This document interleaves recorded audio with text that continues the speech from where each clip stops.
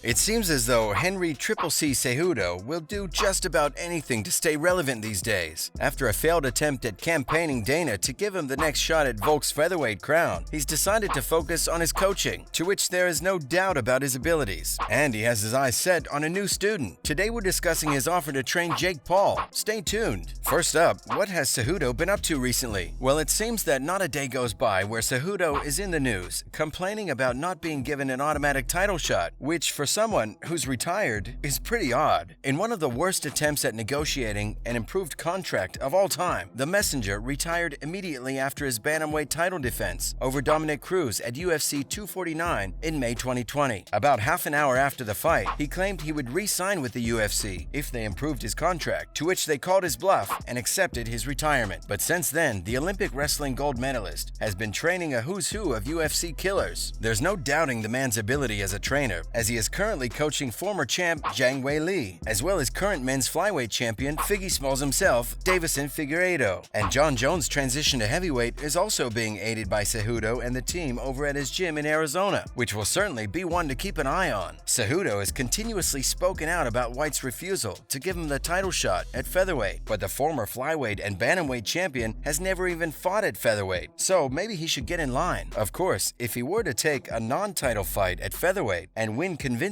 he probably couldn't be denied a shot at Volk given his resume, but until then, he'll have to wait. Next up, what's all this Jake Paul talk? Stay tuned to hear all about it. Similar to Henry Cejudo, Jake Paul is a divisive figure in the combat sports world, and there have been murmurings that the problem child is set to try his hand in the MMA octagon. And should this materialize, Cejudo is ready to welcome him with open arms. After changing his stance on Paul's boxing career, Cejudo claims he now gets what he's doing, and went on to say he respects him for what he's done, promoting women's boxing. And he even claimed Paul is doing so much more for boxing recently than anybody else has in the last 5 years. He's really promoting the sport. He's able to get these two girls to fight. And the praise didn't stop there. He also said he could see Paul crossing over into MMA, citing his own MMA fight IQ as a route to Paul becoming a future MMA world champion. He said, "Jake Paul, if you want to come and train with Triple C, gimmick aside, persona aside, I would be more than willing to help you and really prepare you, really show you the skills of the trade on how to become the best in the world." I mean, the idea that Paul could walk into an MMA gym at 25, having never trained in the sport, and become a world champion is so far removed from reality that Cejudo should really go for a CAT scan. What do you guys make of Henry's claims? More Cejudo news now, and a potential showdown with Aljo. Aljamain Sterling got the W over Peter Yan last month, and has now turned his attention to who might be up next. And of course, Henry Cejudo has put his name forward for a crack at the crown. We don't really understand how he keeps expecting the UFC to give a retired fighter a title shot upon their return. I mean, who does he think he is, Conor McGregor? Cejudo has recently re-entered the USADA testing pool, which means he'll be subject to drug testing. And in a recent face-to-face meeting with Aljo, he told the current champ his thoughts should they come face-to-face in the octagon. Cejudo warned the New Yorker that he would finish him inside 3 rounds, just like he warned Dominic Cruz before their fight. And Sterling saw the funny side, replying, "It's just funny to hear this. It's like, alright, just do your best, do your worst, and bring what you gotta bring, because at the end of the day, I've heard a lot of people say all these things about me, and it's this. He can't do this, he has no power, he can't strike, he can't take me down, he's a D3 wrestler, and I just keep shutting everybody up." And whilst Sterling is the champ, Cejudo's skill set is widely regarded as one of the best. So if this one were to get the go-ahead, it would certainly be interesting. Who do you guys have? Jake Paul has been explaining his plans for a fighters union now. Stay tuned. Paul has made no bones about the fact that UFC fighters are underpaid, and he's recently taken the issue one step further by laying out plans of a fighters union to heavyweight king Francis Ngannou. The pair were recently discussing the issue of fighter pay on the Top Shot podcast, and Paul spoke of how the sport was the most dangerous in the world, and fighters are only making 15% of the UFC's billions of dollars. He was also advocating healthcare, as the fighters are risking their lives for $10,000. He went on to say because a lot of fighters in the UFC are scared to say something because the UFC can just shelve them, I'm one of the few people that doesn't need Dana necessarily. And I started talking about it, and it got a whole bunch of momentum. And I was like, yeah, okay, I'm gonna keep talking about this. And now, more and more people are talking about this. Ngannou went on to say that the contract situation is messed up, and he doesn't want to give his life to someone who doesn't necessarily care about him. Paul then compared Francis's last purse of $700,000 to Tyson Fury's last of £32 million. But Ngannou disagreed that UFC fighters could form a union. Paul tried to outline his plans by saying it needs to be done, but Francis claimed the UFC would just cancel those who join. What do you guys make of this? Next up, Mike Tyson has been on. Former baddest man on the planet, Mike Tyson, has this week outlined his plans to open talks with Paul regarding a $300 million